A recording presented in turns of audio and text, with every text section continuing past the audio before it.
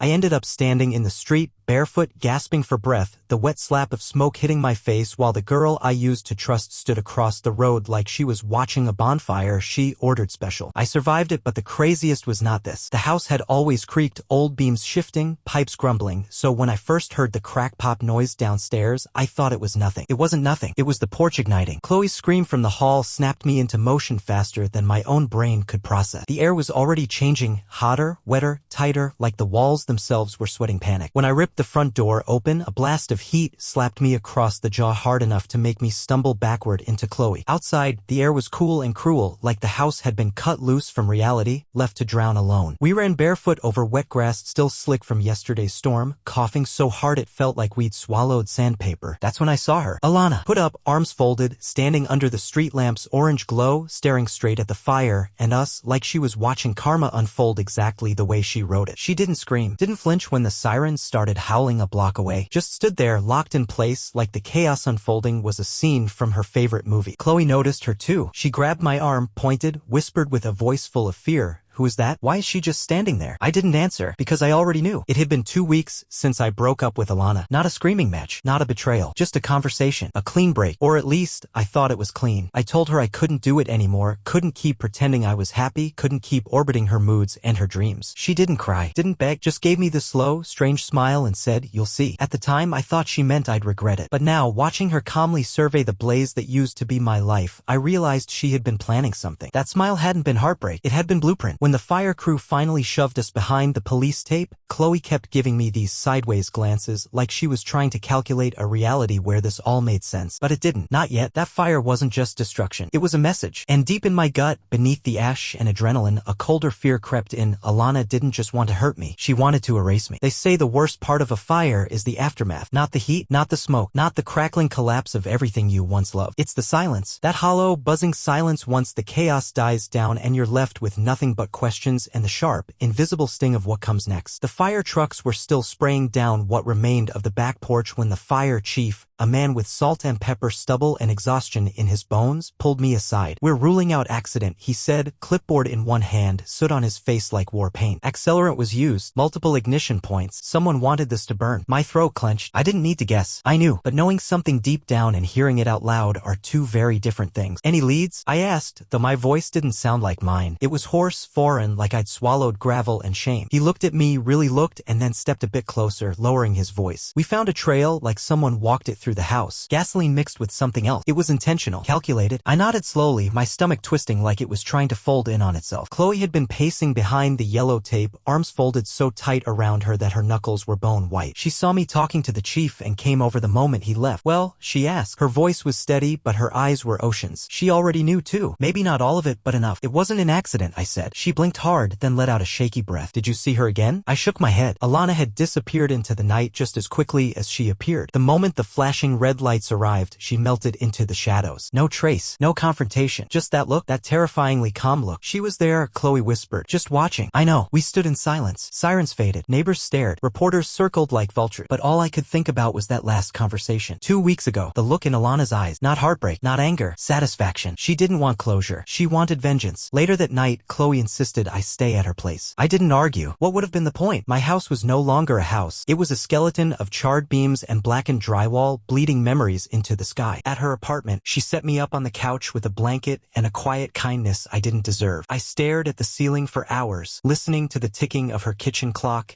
and the distant hum of the city. My mind wouldn't stop replaying the fire, the smoke, the footsteps I never heard. Somewhere around 3 a.m., Chloe emerged from her room, barefoot, holding a mug of tea like it was a peace offering. She didn't sit, not at first, just looked at me, eyes tired but searching. "I have to ask," she said, "and I need you to be honest." I braced myself. "Is there anything you haven't told me?" I didn't answer right away.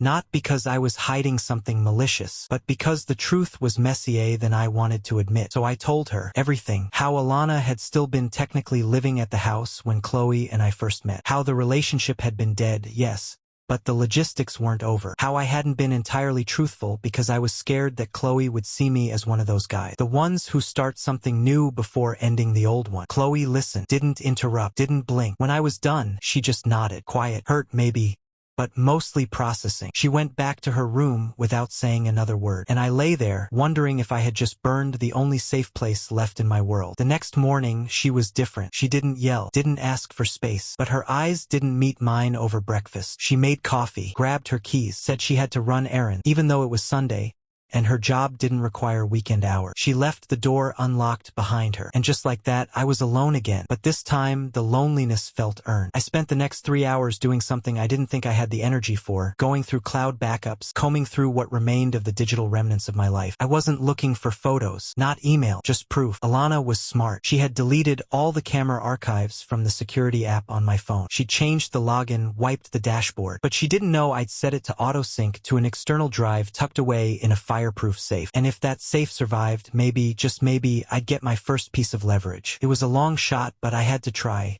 Later that afternoon, I returned to the ruins. The structure was unstable, but the fire marshal agreed to escort me in. It was like walking through a memory graveyard. Wet ash clung to the floor. The walls moaned with every gust of wind. My bedroom was a mess of scorched drywall and sagging ceiling beams, but there, under the debris, was the safe, melted around the edges, blackened but intact. I pried it open with shaking hands. The hard drive was still there, maybe fried, maybe ruined, but it was a start. Back at Chloe's, I hooked it up to my laptop. The screen flickered, the drive whirred, and like a gift from the gods of vengeance, the last backup had saved. Motion-activated footage, dated 3 nights ago. I clicked play, and there she was, Alana, in my kitchen, hoodie on, glove. She moved like she belonged there, like the space still remembered her. She opened the junk drawer, took out something small, a lighter. Then she walked out of frame. The next clip showed her stepping into the living room. She was holding a red canister. She poured it along the baseboard, slow, deliberate, like she was painting. I paused it. I knew what I had to do. Time to call Susan. I didn't wait. I called Susan immediately, fingers trembling as I tapped her contact. She picked up on the second ring. "Talk to me," she said. "No hello, no pleasantries, just like always." "I have footage," I told her. "It's her. In my house, pouring accelerant." Susan didn't even pause. "Send me the file, now." "We moved tonight." I dropped the file into a secure drive and fired it over. 30 minutes later, I was at her office, footage queued, screenshots printed, a burning ache in my chest I hadn't realized was adrenaline and exhaustion fighting for dominance. She examined the images with a surgeon's precision. "She thought she erased everything," she muttered, "but she forgot one thing: residual redundancy. Old systems back to independent hardware. That alone might save you." Then she turned to me, face carved from steel. "This changes everything. The moment we file, it goes into official channel. No more guesswork, no more whispers. She can't hide behind ambiguity now." I nodded. "I want her to pay," I said quietly. Susan leaned back in her chair, steepled her fingers, and looked at me with a cold fire behind her eyes. "Oh, she will." That night, a formal report was submitted. The footage, the timestamp, the make and model of the gas canister. We were careful. We were precise. Susan had handled worse, but something about this case made even her pause longer than usual between steps. "She's not sloppy," Susan said. "She's theatrical. She doesn't just want revenge. She wants a story where she gets to be the misunderstood heroine." I thought back to Alana's expression under the street lamp, calm, centered, superior. The way someone looks when they think they've already won. It made my blood boil. The next morning, I got a text from Chloe. "Can we talk?" I didn't even hesitate. I texted back, "Yes, whenever you're ready." She came over 2 hours later, hair tied up, no makeup, hoodie over legging. Her face was unreadable, but her steps were cautious. "I've been thinking," she said, once we were sitting on the couch, "about all of it. About her. About you." I waited. "I spoke to someone who knew her," she continued. "Mutual friend. Someone she used to work with." She paused like she was chewing on glass. "They said, this isn't the first time." I leaned in. "What do you mean?" "She had a boyfriend years ago. There was a car fire. Police said it was suspicious, but nothing was proven. He moved across the country after that. Changed his number. Went silent." A cold pulse shot down my spine. She told them it was coincidence, Chloe added. "But the pattern's there. You're not her first flame. Just the first one that didn't fold." That sat between us for a while. Chloe looked at me, eyes suddenly soft but searching. "Do you still love her?" I didn't lie. "I don't even know who she really is anymore." Chloe nodded. Then she asked, "What happens next?" I told her the truth. "We go to court." And that was the first time I saw her smile in days. Not a big one, just a flicker of relief. "She picked the wrong one this time," Chloe whispered. By noon that day, the police were on board. The detective assigned to the case, a tall, sharply dressed woman named Alvarez with eyes like like she'd seen the worst in people and learned not to flinch, called me in. Her tone was brisk, but not unkind. The kind of tone people use when they're used to cleaning up human disasters. "We've reviewed the footage," she said, "and I've submitted a request for a search warrant. Based on what we have, that won't take long." I asked her what they'd be looking for. She gave me a tight, professional smile. "Any materials linking her to the fire. Clothing, fuel, devices, notes, anything that shows planning." Less than 6 hours later, the warrant was signed. Alana wasn't home when they searched her apartment, which almost made it worse, because that meant she wasn't just unaware, she was somewhere, moving, thinking, acting, planning her next move, maybe watching the fallout like it was all part of her script. Inside her apartment, they found a hoodie, stuffed deep in her laundry hamper under layers of clean clothes. The sleeves were scorched, and the faint chemical scent of burned synthetic fibers still clung to it. Worse than that, they found a small red gas can under her sink. Still had trace amounts of gasoline and ethanol in it, same combination the fire marshal identified. When questioned, Alana said it belonged to a neighbor. She insisted she had borrowed it for a friend's barbecue. The neighbor she named didn't own a car, didn't even have a grill. He had a bicycle and a smoker's cough. That was it. Susan was delighted. "She's slipping," she said with a rare grin. "She thinks this is still a game, that she can bluff her way through with pretty words and tragic eyebrows. But we've got her now. And the more she talks, the deeper she digs." Still, I didn't celebrate. Not yet, because people like Alana don't implode. They erode, slowly, secretly, spreading the damage before you even notice the cracks. And just as I expected, she struck again. Not directly, but through Chloe. The next morning, Chloe showed up looking like she hadn't slept. She was holding her phone out in front of her hand shaking. "She messaged me," she said. I took the phone. "Read the message. I know he hasn't told you everything. I know what he did. Just be careful. There's always another side to the story." Chloe watched my face as I read it. She didn't say anything. She didn't have to. I handed her the phone back. "She's trying to wedge us apart," I said. "She wants to isolate me. Make me look like a liar. A manipulator." Chloe nodded. "She's good at it." "I know." We didn't say much after that. But when she left, she kissed me goodbye. That was enough. That was more than enough. 3 days later, we got our first court date. The courthouse felt colder than the air conditioning warranted. Fluorescent lights, echoing footsteps, paper shuffling like whispers from 1,000 ghosts. Susan was in full battle mode, sharp suit, files in order, fire in her voice. I sat at the plaintiff's table feeling like a ghost myself. Numb, wired, hollowed out. Alana arrived late. She walked in like nothing was wrong, wearing beige and that fake sense of vulnerability she always wore when she wanted someone to take her side. Her eyes scanned the room and landed on me for just a moment. No anger.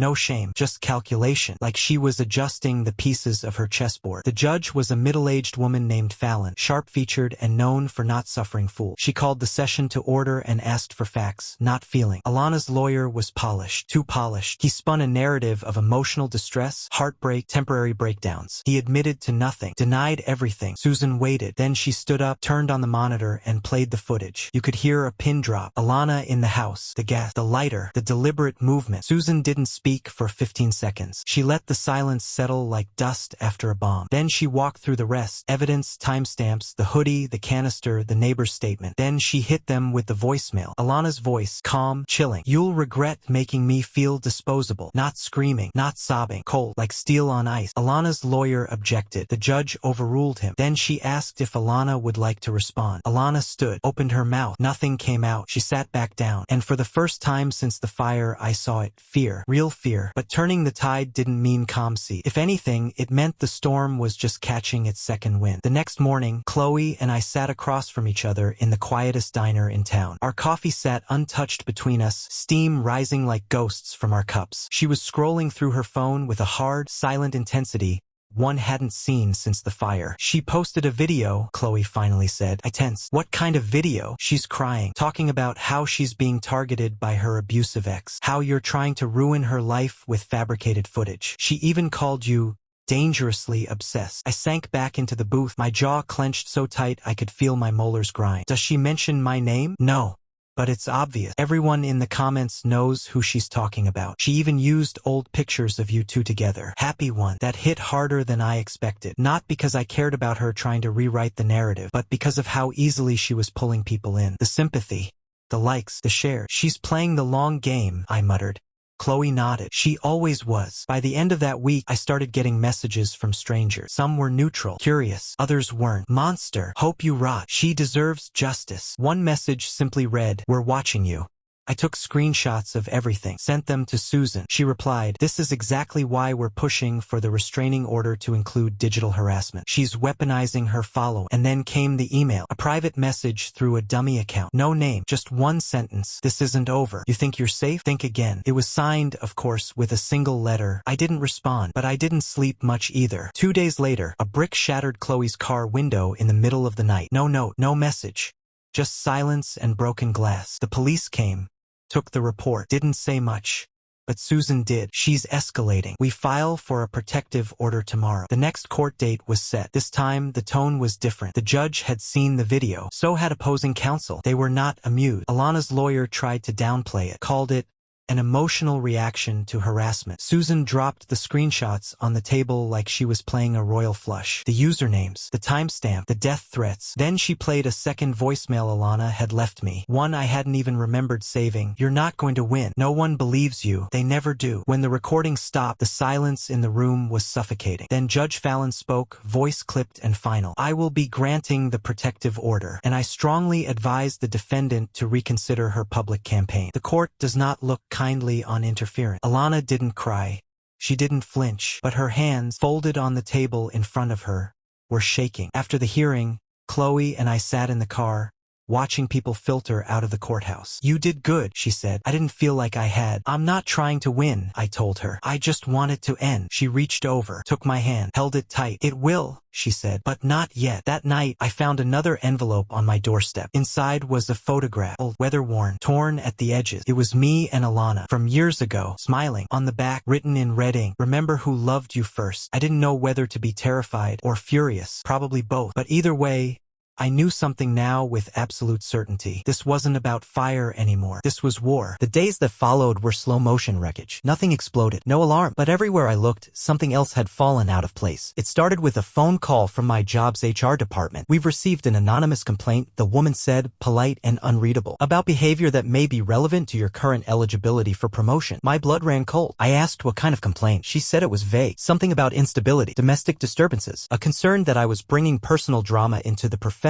environment. I asked if it was signed. She said no. Of course not. I knew exactly where it came from, and I knew what it was meant to do. They weren't trying to take anything legal anymore. They were coming for my life, piece by piece, reputation, stability, sanity. I told Susan. She wasn't surprised. "She's trying to make the world shrink around you," she said. "Tear down everything that makes you feel safe or supported. Once that's gone, it's easier for her to rewrite the story." I stared at my phone after we hung up. No new messages from Chloe. She hadn't reached out all day, and that scared me more than the fire ever had. That night, my front window was cracked. Not shattered, just one precise fracture like a bullet line frozen in glass. A message, not a break-in. No cameras had caught it. The next morning, I found a small package on my doorstep. No return address. Wrapped in brown paper. Inside, a matchbox from our first vacation together. The bar in Seattle. The one she loved because it had gold-accented walls and overpriced cocktails. The place she said made her feel important. And on the inside cover, scrawled in thick black ink, "You lit the fire first." I stood there for a long time just staring at it, the box cradled in my palm like a loaded weapon. Was this a threat? A message? Or a twisted attempt at romance? Did it even matter anymore? Chloe finally called that afternoon. Her voice was quieter than usual. "Can I come over?" She was already outside when I opened the door. No makeup, her hair tied up messily. She looked like she hadn't slept. "Come in," I said. She didn't move. "I need to ask something first." "Okay." Is she telling the truth about any of it? The question wasn't loud. It wasn't accusing. It was soft, exhausted. I shook my head. "No, but I think she believes she is." That was the moment Chloe finally stepped inside. We sat in silence for a long time. No TV, no music, just the hum of the fridge and the low creak of the walls. "I didn't expect it to go this far," I said finally. Chloe looked at me like I'd said something naive. "She set fire to your life," she said. "Of course she'll try to burn the rest of it down." Then she looked down at her lap, fingers twisting in her sleeves. "But she won't stop unless you end it. Not with court, not with documents, with truth. The one thing she can't spin." I didn't respond right away, but I knew she was right. It was time to go public. I didn't do it impulsively. Not this time. Not out of anger or fear or the desire to score points. I did it with calculation, intent. I wanted her to feel the weight of reality, not the version she curated online, but the one she couldn't spin. I built a timeline. Every date, every incident, screenshots, photos, audio files, voicemails, the footage from the night of the fire, even the receipts. I blurred names, redacted redacted anything personal that wasn't mine to share, but I made it airtight. Then I uploaded it. Not to social media. That was her game. I created a simple website. One page. Clean. Minimal. Nothing dramatic. Just evidence. Bullet points. A digital ledger of what had happened and when. At the bottom, a single line. This isn't for sympathy. It's for clarity. I didn't tell anyone I posted it, but within 48 hours, someone found it. The email came at 3:13 a.m. The subject line was, "She did this to me too." No greeting. No name. Just paragraphs of pain. Another man. Another fire. Another set of lies told to everyone who would listen. And then the next email came. And another. By the end of the week, I had 9 separate stories sitting in my inbox, some recent, some going back years. Every one of them echoed the same pattern. Intense charm, fast intimacy, emotional chaos, manipulation, and when it ended,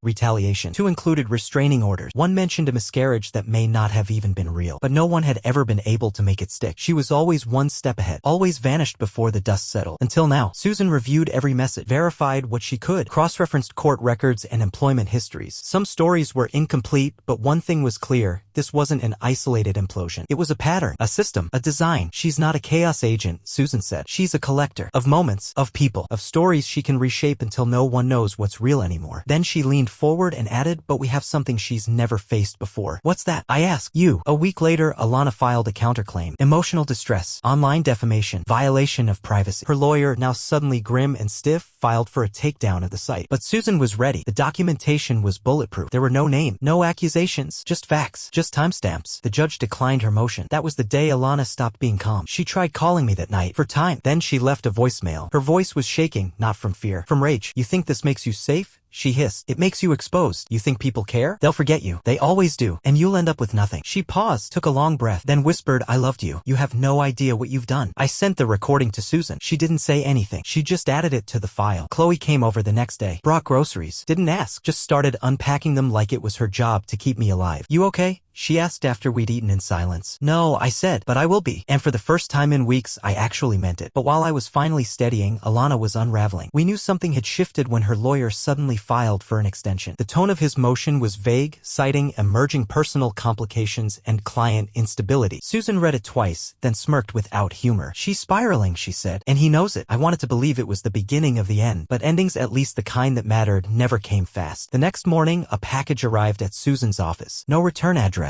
Inside, a USB drive unlabeled. Susan didn't plug it in herself. She handed it off to her IT investigator, a guy named Vince with the eyes of someone who hadn't been surprised in 20 years. Vince called us back an hour later. "It's a dump," he said. "Phone backups, photos, notes, voice memos, journals. Looks like someone mirrored her phone without her knowing. Or maybe she did it herself and forgot." Susan raised an eyebrow. "Anything useful?" "Define useful." He sent us a transcript, and I sat there in Susan's office reading a document that felt like crawling through Alana's brain. Pages and pages of her thoughts. Notes written at 2 a.m., messages drafted but never sent. Audio diaries recorded in that too smooth, too practiced voice. And all of it pointed to one thing. She was keeping score. Every slight, every ex, every friend who didn't reply fast enough. And me? I was chapter 7, titled, "The One Who Forgot I Was Magic." I sat there, numb, reading my name a dozen different ways. Her rage, her longing, her obsession. It wasn't love. It was ownership. And the second I stopped being hers, I became a story she had to control. Susan didn't blink. She just kept highlighting passages. "This," she said, tapping one section, "is going to bury her." A week later, the judge ordered the trial to proceed. No more extensions. No more delays. Alana's attorney objected, but it was clear the court was losing patience. Alana didn't show up for the pretrial motion. She sent a written statement instead, claiming illness. The judge rescheduled one final time and warned on record that failure to appear again would result in a bench warrant. That night, Chloe and I sat on my porch. It was cold, quiet. Her hand was wrapped around mine like a lifeline. "She's not done," I said. "I know," Chloe whispered, and then she pulled out her phone. "I haven't told you something," she said. She showed me a text from Alana. It had come 2 nights ago. Just 3 words. "He lies beautifully." Chloe looked at me. Her voice didn't waver. I didn't respond, but I saved it. We submitted that too. Everything now lived in that expanding legal file. Every breath Alana took in our direction, every shadow she cast, it was there. And as her grip tightened, the truth only sharpened. The trial began on a gray Monday morning. Rain tapped at the windows like a quiet metronome of dread. I sat in the front of the courtroom, flanked by Susan and a folder thick with undeniable truths. Chloe sat 2 rows behind, silent but fierce. Alana walked in late. Her hair was tied back in a careful braid. Her outfit, soft tones, modest. Her expression, sculpted vulnerability. She looked like someone who might cry if you raised your voice. But I knew that look. That wasn't fear, it was performance. The first day was opening statements. Her lawyer painted a picture of a fragile woman, betrayed and broken, tormented by a man who twisted love into obsession. The jury listened in polite discomfort. Then Susan stood up and burned it all down. No theatrics, no manipulation, just evidence, the footage, the receipts, the voicemail, the timeline, the digital copy of the journal titled "With My Name." I watched Alana's jaw tighten as each truth landed. Her hands were balled into fists on her lap. She stopped making eye contact with the jury by the time Susan played the audio clip of Alana's late-night whisper. "He's going to feel this forever." By the end of the week,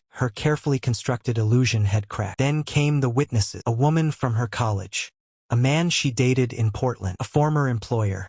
Each one brought their own story. Each one said the same thing. She makes you feel like the center of the universe until you realize you're orbiting a black hole. The jury listened, eyes narrowed, pens scribbling. On the third day, the prosecution introduced the package, the matchbox and photo with the message in red ink. Alana's lawyer tried to object, claimed it was circumstantial, but Susan had a handwriting analyst ready. Confirmed it was hers. Outside the courthouse, the story had leaked. News outlets had picked it up, not because of me, but because of her. Her online following, her viral sob story, and now her unraveling. People started turning. Comments disappeared. Videos went private. Even her most loyal supporters began questioning the holes in her story. By the final day of trial, her face had changed. The makeup was heavier, the smile gone. Her shoulders drooped like she was carrying the weight of the truth she'd buried for years. The judge gave her one final chance to testify. She declined. "I have nothing to add," she said. The jury took only 4 hours to deliberate. They returned a unanimous verdict. Guilty. Arson, harassment, defamation, intent to cause bodily harm, destruction of property, violation of a protective order. She didn't flinch, but she didn't look at me either. Part 5, The Quiet After the Collapse. Sentencing came a month later. Chloe and I sat in the back row this time. I didn't need to be front and center anymore. Alana was sentenced to 3 years in state prison, 2 years probation after that, a restraining order renewed for a decade, and mandatory psychiatric evaluation. She left the courtroom in cuffs, head down, not a single glance backward. I didn't feel joy or victory. I felt release, like I had finally stepped out of a nightmare I didn't know I was trapped in. Life didn't go back to normal, because there was no normal to go back to, but it moved forward. Chloe stayed, through the wreckage, through the silence, through the guilt and the slow, careful rebuilding. I rebuilt the house. Not to restore what was lost, but to create something new. Something that didn't carry the same ghost. We planted trees in the backyard, not for shade, for roots. 1 year later, I got a letter. No return address, just a folded piece of paper inside. Handwritten. For words. "You were right. Goodbye." No signature. But I knew the handwriting. I didn't respond. I burned it.